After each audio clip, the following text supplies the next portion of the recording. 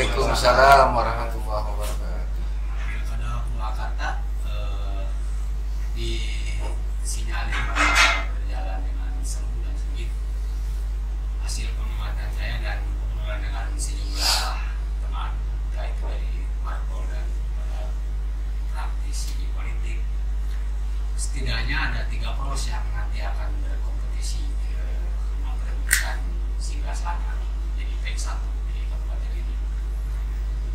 3 poros ini yaitu poros Subang, poros Cianjur, dan poros Purwakarta. Poros Subang merepresentasikan tentang keberadaan Kang Deddy Mulyadi. Kemudian poros Cianjur identik dengan Ambu atau Ane Ratna Mustika. Dan kira adalah poros Purwakarta yang poros ini menyatakan bahwa artinya tidak berada di poros Subang dan Purwakarta dan Cianjur. Poros ini mengutamakan siapapun yang menjadi calon bupati atau menjadi bupati nanti adalah putra daerah. Jangan berasal dari poros Subang dan Cianjur. Nah, ada pertanyaan dua pertanyaan dasar. Pertama, siapa sih atau poros-poros ini akan didukung oleh partai politik mana? Dan pertanyaan kedua, siapa dari 3 poros ini yang akhirnya bakal memenangi pilkada Purwakarta ini? Nah, untuk membahasnya lagi-lagi saya ditemani oleh 4 orang aktivis yang semuanya konsen dalam perbincangan kita sehari-hari soal politik Purwakarta, khususnya di pilkada. Langganan saya biasa Kang Ahmad Munasyah, jurnalis senior. Selamat malam. Malam. Ya. Terus ini Ayat, kemudian Abdul Hanan. Siap. Praktisi juga di bidang politik, udah ya sering kita berdiskusi lah gitu kan. Terus beliau juga adalah salah satu praktisi di Purwakarta sekarang. Siap. Di sini kamu kelompokkan Kang Agus Yasin, mantan anggota Dewan, politikus senior juga di Purwakarta. Sekarang apa partai kan? Partai. Jadi sekarang bebas ngomong apapun. Sip. Yang ujung nih, saya manggilnya Ustadz karena memang beliau ini ya religius lah, kelihatan banget dari penampilannya juga. Ini aktivis muda dari Bojong ya Kang ya. Bojong. Nah, Kang Asep saya mungkin. Selamat malam Mas. Malam. Oke, untuk membahas 3 poros ini, mungkin saya akan mulai dari poros Subang. Poros Subang ini identik dengan Kang Deddy Mulyadi. Nah, sementara kita tahu bahwa Kang Deddy sudah hampir 99% tidak mungkin lah berkompetisi di pilkada Purwakarta ini. Nah, terus apa korelasinya ini masih disebut poros Subang dan apa peran Deddy Mulyadi di pilkada Purwakarta ini? Mungkin Kang Agus Yasin akan bisa kasih pandangan. Iya, kalau dikatakan memang masih tadinya masih kuat, masih ada, ya memang baik dalam struktur politik maupun di birokrasi. Artinya karena dia sudah berhasil membuat suatu plutokrasi kekuasaan berdasarkan politik. Jadi mau tidak mau dikatakan pengaruhnya masih ada. Termasuk dalam pilkada. Dalam pilkada juga ya masih ada. Tidak bisa ditafikan oleh kita, dia tidak. Nah, tergantung sekarang siapa yang dia akan jual kan gitu kan. Artinya dia memang tidak terlibat langsung seperti pada pilkada sebelumnya. Nah, karena berkaitan dengan satu hal. Tapi sekarang ini justru mungkin juga dalam hal ini dia belum bisa, siapapun belum bisa diklaim orang dia sekarang. walaupun sudah ada ya, karena dia juga masih punya. Tadi dikatakan tergantung siapa yang akan dijual. Artinya mungkin yang disokong oleh dia ya. Oh iya, artinya kan Kalau saya menangkap dari beberapa media yang sudah expose, saya perlu bagi izin, betul. ya kalau untuk, lihat untuk sama iya, sekarang. ya Nah, kalau pertanyaan saya begini, apakah ya saya perlu bagi izin atau biasa disebut Om Ijen ini akan lurus sampai akhir pencalonan atau memang nanti di tengah jalan akan ada ya dinamika lah. Saya pertanyaannya ke Kang Rian dulu. Ya. Bagaimana posisi Kang Binjen atau Om Binjen selama ini yang digadang-gadang akan disokong oleh Pak Binjen? Baik, terima kasih. Ini kadung sudah dikasih dikotomi Subang, Cianjur, dan Purwakarta oleh Kang Tatang ya. Dan itu sah-sah saja tentang dikotomi politik itu. Ulangi tadi pertanyaan Kang Binjen. Ulangi pertanyaan Kang Binjen tadi. Ya, Om Binjen ini digadang-gadang kan sudah yang melanjutkan kepemimpinan. Oh iya, oke. Maksud pertanyaan saya, apakah ada yang akan konsisten mengusung Om Binjen ini sampai ke pencalonan? Oke, baik.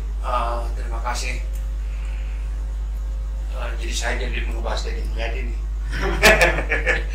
Karena saya sebenarnya tidak mau saya ngomongin dia ya. Yang namanya Deddy Mulyadi itu kalau nggak kerjaan di politik itu nggak ada kerjaan lagi. Artinya hari-hari dia ngomong politik. Hari-hari dia ngomong kekuasaan.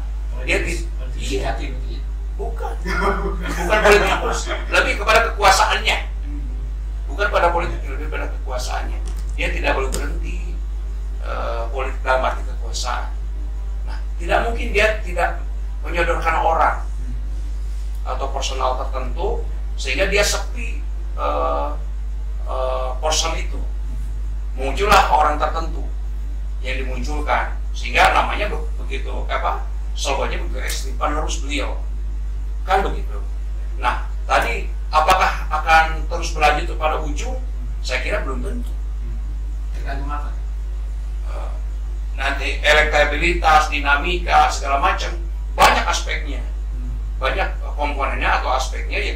Sehingga bagaimana orang yang diusung ini? Hari ini kan tentang partai itu juga nggak jelas. Dia tidak identik. Jadi dari mulai itu hari ini tidak identik dengan Gerindra tentang konteks pilkada ya. Secara pribadi dia orang Gerindra, tapi dalam konteks pilkada belum tentu identik gitu ya. Nah, pertanyaan saya adalah orang yang digadang-gadang itu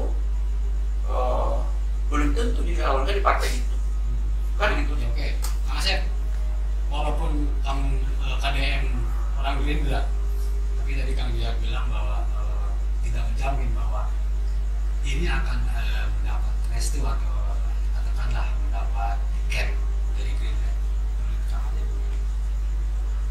Ya, kalau menurut saya kebalikannya. Ya, kalau menurut saya, karena Kang Deddy Mulyadi itu bisa dibilang sangat berjasa untuk hari ini ya, pemilu hari ini untuk Gerindra. Suara di Purwakarta 125.000, itu perlu diperhitungkan. Nah, ini suara mau dikemanakan? Masih baru 125.000 di Purwakarta. Nah, ini kan suatu modal kalau menurut saya buat Gerindra untuk mengusung kadernya, atau mungkin yang ditunjuk oleh, ya kalau menurut saya harus kader ya, karena itu suatu kegagalan buat partai kalau misalkan tidak punya kader yang naik di pilkada. Ya, saya kira di Gerindra banyak sekali kader-kadernya, apalagi sekarang 10 kursi ya, sudah tidak perlu teman lagi. Jadi untuk Gerindra modalnya itu sudah sangat besar, dan Deddy Mulyadi ini tidak lepas dari peran sertanya Kang Deddy Mulyadi. Nah, artinya di atas juga pasti. Tadi bilang bahwa sebaiknya di internal ya. Iya, ya. Nah, kenapa sampai hari ini yang katakanlah yang diusung itu dari kalangan eksternal? Berarti ada dengan kata lain di internal partai belum ada yang bisa dijual atau seperti itu. Ya kalau menurut saya kan tadi ya itu bentuk kegagalan dari pengkaderan partai. Selama ini di Purwakarta kan pilkada jarang sekali dari kader partai, dari eksternal. Makanya mungkin secara kasarnya kan pantas saja banyak orang bilang pelacur politik selalu dijual. Nah itu sudah santer kan, jual beli kursi itu sudah santer. Mungkin asal punya uang walaupun eksternal, jadi tidak mementingkan kader. Ahmad sekarang, Ahmad bahwa ada ya sudah menjadi perbincangan bahwa siapapun nanti yang akan diusung oleh KDM itu bisa akan sukses, malah melenggang gitu kan. Punya tanggapan itu? Begini ya, hari ini mungkin KDM masih tes ombak lah ya, memunculkan nama Saiful Binjen, ya si Om Jen lah ya, terus Dayat gitu kan, atau juga nanti ada Mamat Bangbrang. Karena KDM itu pasti targetnya menang, Pak. Targetnya menang. Tadi yang dikatakan Om Iyad bahwa Kang Deddy itu identik dengan kekuasaan, ya identik dengan kekuasaan. Apalagi momen pilkada itu saya akan katakan bahwa di Baligo itu kan betul bahwa melanjutkan pemimpinan Deddy Mulyadi, gitu kan, melanjutkan Deddy Mulyadi. Nah, artinya bahwa kan hasil pilek hari ini kita sudah membaca ada 10 partai yang kursinya ada di DPR, dan Gerindra betul adalah mendapatkan 10 kursi. Tapi betul tadi bahwa apakah Gerindra itu akan otomatis bisa dikendalikan oleh Kang Deddy, karena kekuasaannya kan ada di ketua DPC barangkali kan di Bu Puji. Nah sampai hari ini saya belum melihat figur yang disodorkan oleh KDM ini yang bisa akan mengimbangi calon-calon yang nanti juga digadang-gadang sudah bermunculan nih Pak, sudah bermunculan nih. Selain dari poros lain ya, baik dari Golkar sendiri yang namanya Ane Ratna Mustika yang suaranya luar biasa ya, terus juga muncul kader-kader tadi katakan sebagai putra Purwakarta, putra daerah, dan dari kemampuannya mereka sudah tidak diragukan lagi ya, baik Ivan Kuntara maupun Yadi Mulyadi gitu kan, Yadi siapa? Ismayadi gitu kan. Terus juga nanti ada juga Budi Hermawan juga sebagai orang Purwakarta yang sudah beberapa tahun juga membangun jaringan. Nah artinya kalau melihat kader yang disodorkan oleh KDM ini, Kang Deddy ini kayaknya masih jauh Pak, masih jauh. Oke, jadi menarik ini. Agus gimana? Jadi sekarang sudah ada artinya lebih kompetitif ya. Iya. Ada pesaing lah yang bisa dikatakan sebanding. Kita belajar pengalaman dulu waktu Rakerda partai waktu masih Golkar. Hasil Rakerda beda dengan yang dicalonkan. Betul ya? Itu. Ketika ada muncul, yang nama juga ada nggak muncul di Rakerda. Dan saya tahu persis karena dulu memperhatikan kan gitu ya. Yang direkomendasi itu A, B, C. Bahkan ketika saya dengar lagi bahwa yang akan dicalonkan itu si Kasep dan si Pintar, ternyata kan si Cantik. Gitu kan. Jadi itu masalahnya. Nah sekarang berbicara tentang hari ini memang betul kalau politik itu kan muaranya adalah merebut kekuasaan kan gitu kan. Nah artinya yang disodorkan kalau sekarang melihat sini boleh saja mulai, tapi yang jelas kalau Kang Asep yang diharapkan Kang Asep tadi yang masih punya jaminan sebagai ketua partai yang sebenarnya ketua partai yang sudah digadang-gadangkan yang punya jaminan bisa mewakili partai hanya 3. Artinya yang itu kader ya, Suwane, Lutfi Bamala, Hadi Amin, Bideras. Yang lainnya itu kan nantinya cari ini ya, cari kursi, cari Irwan yang sekarang kan ini katanya. Nah, tapi kan kita lihat hasil pleno hasil dari awal dari zaman 2023 sejarahnya kan. Jadi Golkar itu sejarahnya maksudnya sudah dari awal juga sudah dipersiapkan. Jadi anggap saja yang sekarang muncul itu hanyalah untuk mencari celah kan gitu kan. Nah, itulah baru tiga yang dari partai yang bisa dikatakan walaupun Haji Amin punya nilai jual ya. Haji Amin itu baru 1 kursi ya kan, tapi 1 kursi juga bermanfaat. Gitu kan? 9 tambah 1. 9 tambah 1 ini daripada ada mancing-mancing. daripada begini. Kita dengan sekolah potensi dengan apa-apa ya, wah ini siap, memimpin siap, bawa Purwakarta begini, tapi kendaraannya mana? Ya, saya mau tanya ke Ayan nih, kan sekarang banyak bermunculan, ya kalau sebab dibilang calon kan belum, orang yang berminat lah, orang yang berminat ingin mencalonkan diri. Beberapa memang ada yang putra daerah. Nah, seperti yang tadi sudah disampaikan oleh teman-teman yang lain, ini kira-kira putra daerah ini bisa nggak berkompetisi dengan katakanlah petahana yang pertama dia udah punya partai, terus dari kemarin pilih juga hasilnya besar gitu kan, terus tadi dari Subang karena ada apa namanya bukan pepatah ya, pokoknya ada statement bahwa siapapun yang akan diusung oleh KDI pasti jadi. Nah, putra daerah ini bagaimana peran mereka supaya dalam pilkada ini rivalitasnya berimbang gitu. Oke, saya batasi dulu. Saya mau ngomong tentang 2 orang putra daerah yang akan mencalonkan. Meskipun tadi loncat dari Kang Agus hanya Kang Amin yang dibicarakan, saya tambah Amin. Haji Amin ya, mantan wakil bupati. Kalau Haji Amin tidak akan saya terangkan lebih dulu nih. Pak Yadi kurang apa? Pak Yadi itu yang Pak Yadi Rusmayadi yang menantunya Haji Yeti Sate Marangi Cibungur. Beliau SD di sini di Cibungur, SMP-nya SMP 3. Adik kelas saya 2 tahun, dia kelas 1, aku kelas 3, SMP 3 Negeri Purwakarta ya. Kemudian SMA-nya SMA 1, melanjutkan ke STPDN. Beliau saya katakan juga pengusaha, juga dia birokrat murni ya Kang Gus.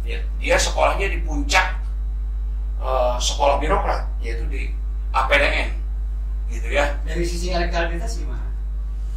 Elektabilitas bisa dibangun. Di luar kami dulu juga 5, cuma 2%. Jadi gubernur ya, gampang itu, nah gitu ya. Gitu. Saya kira cukup bisa untuk melawan kubu Subang yang paling katakan tadi kan datang dari kubu Cianjur ya. Saya kira cukup bisa melawan. Termasuk juga yang kedua adalah Haji Amin. Beliau orang pintar. Saya mau katakan dia bukan orang bodoh, dia orang pintar. Dia tidak sekolah hanya karena tidak mampu. Dia tidak sekolah bukan karena DO atau karena Baragajul, Kang Gus. Jangan lupa nih ya. Haji Amin itu dia tidak sekolah bukan karena Baragajul, bukan karena DO, tapi karena dia tidak mampu. Tapi ujungnya apa? Dia sampai jadi kalau saya baca dia orang dari sukses. statement yang Ayan, kelihatannya dalam tanda kutip anti Subang dan Cianjur nih, harus putra daerah nih. Apa yang apakah rekor mereka atau selama ini Bukan anti, saya berterima kasih lah kepada Deddy Mulyadi yang sudah membangun Purwakarta. Setiap masa ada setiap sejarah ada masanya ya. Ya kita tidak mungkin bilang 2 periode, Ibu Ani 1 periode, ada jasanya lah ya. Nah, saya begini, saya orang yang galak pada penguasa, gitu ya.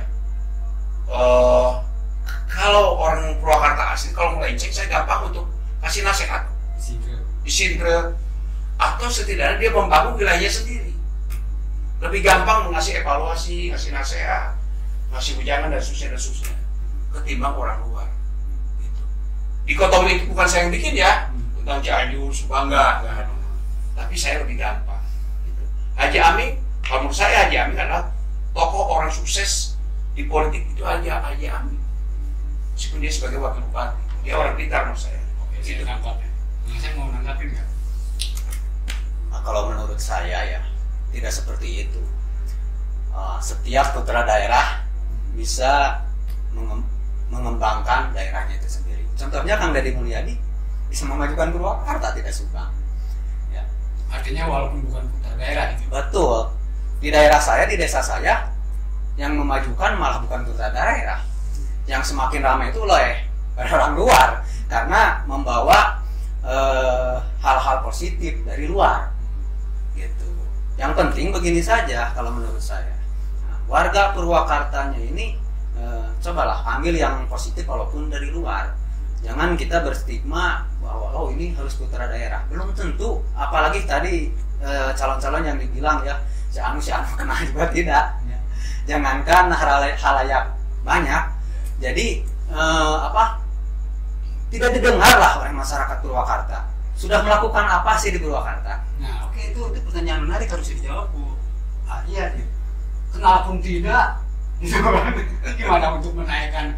Ya jangan dulu elektabilitas lah, popularitas saja dulu. Ya kalau Yadi kan memang berkarir di Jakarta, dia akan kembali sini, akan menggali di Purwakarta.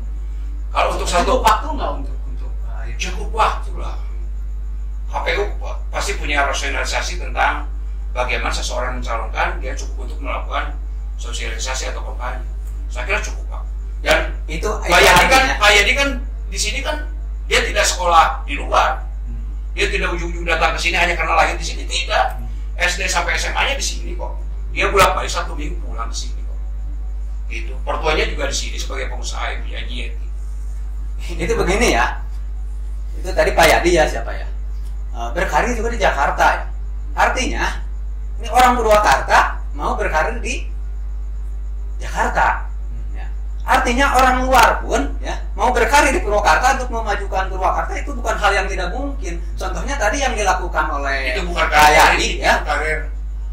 Ya, itu bukan karir politik, karir birokrasi. Ya kalau mau dari dulu membangun Purwakarta mungkin sudah meninggalkan sekarang dia pensiun 10 tahun lagi dia pensiun, tapi dia akan mundurkan ini. Terus korelasi dengan pilkada? Dia mau mengabdi di sini. Dia mengorbankan jabatannya dan karirnya di sana. Iya, mundurkan di sana. Ya, artinya 10 tahun lagi. Artinya begini, di Purwakarta yang sudah ditata yang baik oleh yang sebelumnya ya, dan untuk meniti karir juga secara ekonomi sekarang lebih mudah di Purwakarta, lebih enak ternyata mungkin tadi kekuasaan ini ya. Kalau menurut saya ini ingin membentuk kekuasaan di Purwakarta. Hanya untuk kekuasaan, bukan mengorbankan karirnya ya, jabatannya di Jakarta, tapi untuk meraih kekuasaan di Purwakarta kan menurut saya. Artinya tidak puas dengan kekuasaan yang di Jakarta. Ya, ini kan kita berbicara bukan ini tentang tadi bahwa ini kekuasaan atau apa. Yang namanya politik itu kan identik dengan taktik dan trik. Nah, ini saya lebih tertarik lagi. Memang mudah untuk popularitas, tetapi elektoralitas itu sangat sulit. Nah, yang harus untuk tidak semudah itu untuk memenangkan pertarungan, karena memang siapa yang menguasai struktur politik itu yang akan menang. Menurut Kang Agus siapa yang sudah menguasai? Ya, artinya di sini harus ada kolaborasi. Kalau lemah dari struktur politik, maka bisa nggak berpasangan. Dan gitu kan? Nah, karena apa? Apapun ceritanya, maupun politik itu transaksional, ya, atau emosional, itu adanya di struktur politik. Karena jaringan desa ke desa itulah yang karena setahu saya yang masih diingat oleh mereka itu adalah 2 di Purwakarta itu. Siapa? Ya, Anu Ratna Mustika sama itu. KDM. Iya, kan ini yang yang sementara ini ya. Ya, ini mohon maaf, bukan berarti yang baru juga ini. Walaupun masang di mana-mana, masang baliho, ya sekalipun dayat di mana-mana lah saya menganalogikannya gitu ya. Tapi ketika Anu datang itu lain. Ya kan, tidak perlu dikumpulkan, orang udah datang kan gitu. KDM datang nggak perlu dibawar, apalagi kalau bawa si Ohang, bawa si Lema itu malah lebih kan gitu kan gitu. Nah itu yang dikhawatirkan oleh saya. Oke, saya juga tidak terlalu ini, memang pengennya karena selama sejarah Purwakarta, orang Purwakarta asli baru 1, Pak Darna, Pak Romo orang Subang. Ini orang mana kalah kalau orang gubernur Jawa Barat itu dari Ipik Ganda Mana sampai ke Dani Setiawan orang Purwakarta kan gitu, bahkan jadi Menteri Dalam Negeri kan gitu. Nah, kalau orang Purwakartanya sendiri itu justru baru 1 orang kan gitu kan. Ini bukan masalah dikotomi putra daerah atau ini ya. Tetapi yang disodorkannya itu gini loh, yang saya yang seharusnya mensosialisasikannya itu kan secepatnya kan, pilkada itu 6 bulan lagi atau berapa bulan lagi ya. Nah itu, jadi jangan sampai kalah oleh gerakan yang dibangun dari tahunan, datang yang baru kan gitu kan. Nah, ini. Oke, Muhammad. Jadi menurut aku sih 2 poros yang kelihatan dominan. Gimana kalau ini? Ya, artinya poros lain bisa nggak mengejar waktu untuk meningkatkan popularitas dan apalagi elektabilitas? masih bisa Pak, karena memang tadi dikatakan bahwa KPU membuat tahapan itu pasti berdasarkan rasional. Nah artinya memang ya saya berterima kasih sih kepada putra-putra daerah yang berkarya di luar dan sukses, mereka datang ke Purwakarta ingin membangun Purwakarta, saya juga welcome ya, jadi mengucapkan terima kasih. Cuman dikotominya jangan muncul Pak, dikotominya jangan muncul. Itu ya. Artinya bahwa ya dia dengan jadinya saja, malah angkat saja Sate Maranginya, Ivan Kuntara dengan Dr. Ibarnya kayak gitu kan. Itulah yang munculnya. Nah artinya bahwa saya sepakat dikatakan bahwa kalau hari ini yang populer ya Ambu, Ratna Mustika, Deddy Mulyadi, kan cuma tadi kalau Kang Deddy memang saya belum melihat figur yang sepadan dengan Ibu Ane, ya belum, bahkan dengan Aming pun dengan wakil bupatinya masih kalah jauh gitu. Nah apakah memang Kang Deddy tadi pembicaraan awal akan konsisten atau tidak? Kita kan juga flashback ke belakang Pak. Kang Deddy itu tidak pernah menjadikan orang itu yang dari awal, dari zamannya Kang Deddy Effendi ya waktu itu posisinya tergeser, terus zaman sama Ruslan, Pak Fadil, Pak Dadan, yang akhirnya kan yang munculnya tadi Golkar itu akhirnya Ibu Ane yang dalam rapat-rapat Golkar tidak muncul, akhirnya pada saat injury time mau mendaftarkan baru Ibu Ane muncul. Nah apalagi sekarang nih hari ini nih yang dijualnya nih, yang ya saya yakin bahwa Kang Deddy Mulyadi sedang tes ombak lah.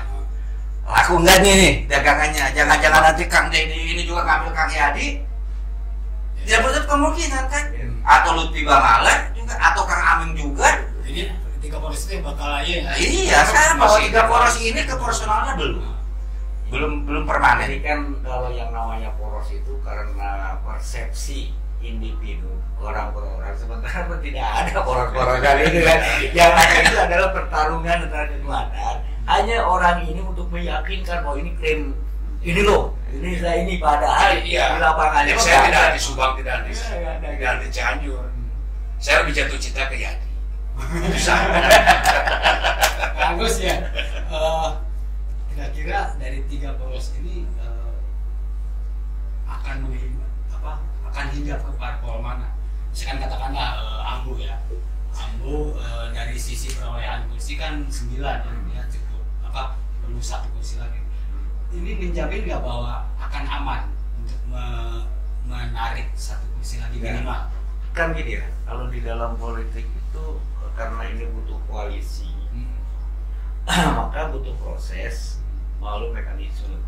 Maka hari ini bahwa PKB sudah membuka pendaftaran, itu kan mulai hari ini des pilkada sekarang ya, jadi siapapun yang, nah itu mekanisme itu yang kita sekarang belum bisa melihat.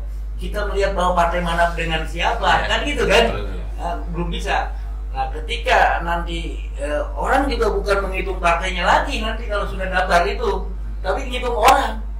Kalau saya dengan kalian wah mungkin gitu kan seperti lalaku kapan kan gitu kan gitu kan.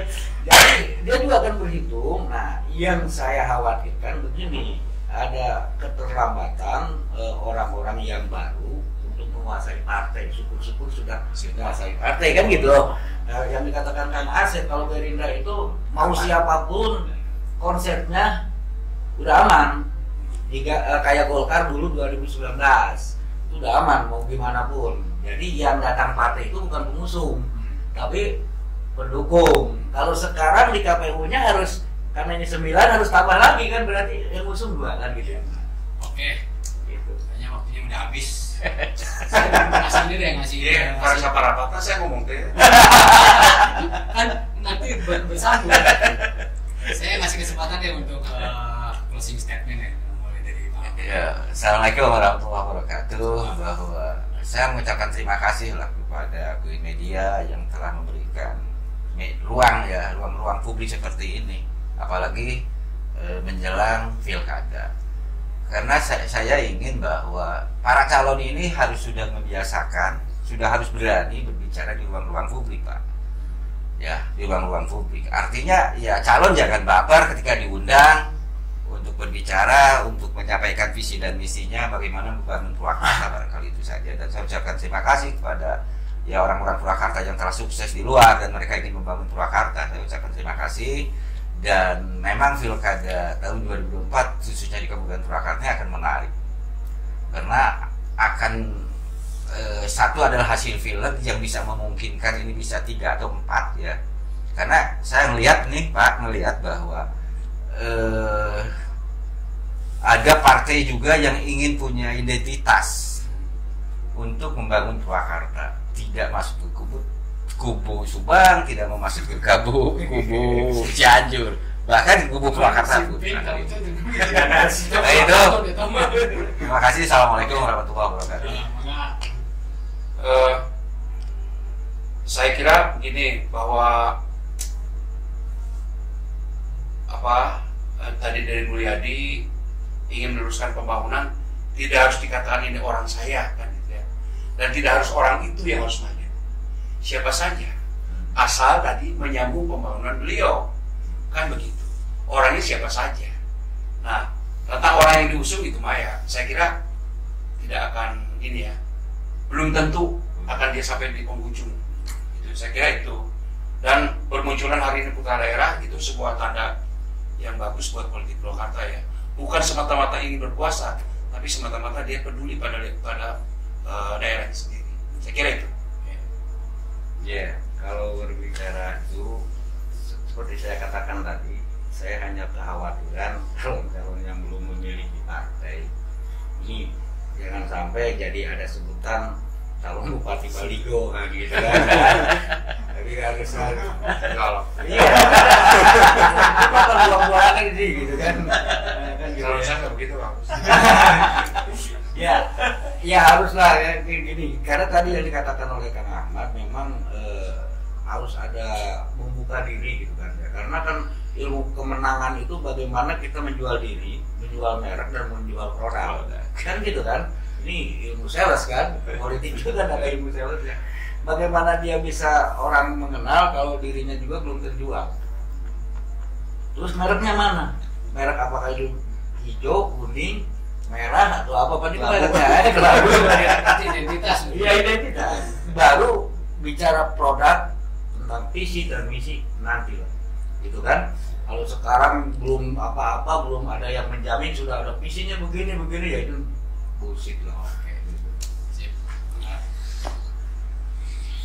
Mau orang Purwakarta siapapun, mau orang mana, yang penting ada kemauan untuk membangun Purwakarta. Ya. Kalaupun misalkan harus orang Purwakarta, kenapa tidak Haji Amin? Yang sudah punya pengalaman, beliau sudah menjadi jadi wakil bupati, tinggal melanjutkan, benar tidak? Saya kira sepakat. Beliau ini meniti karir politiknya sejak menjadi RT. Tidak harus pencitraan, macul memang tukang macul. Jadi menjadi RT ya sampai menjadi wakil bupati. Kalaupun harus orang Purwakarta, ya Haji Amin kalau menurut saya gitu. Mantap. Oke. Jadi ajang kampanye. Oke, terima kasih teman-teman semua. Jadi mudah-mudahan dengan kita udah sepakat sama Queen Media bahwa ini akan berlanjut terus. Jadi banyak tema yang kita akan gali khususnya berkaitan dengan pilkada Purwakarta 2024. Untuk tema kali ini saya cukupkan sekian. Terima kasih. Wassalamualaikum warahmatullahi wabarakatuh. Waalaikumsalam.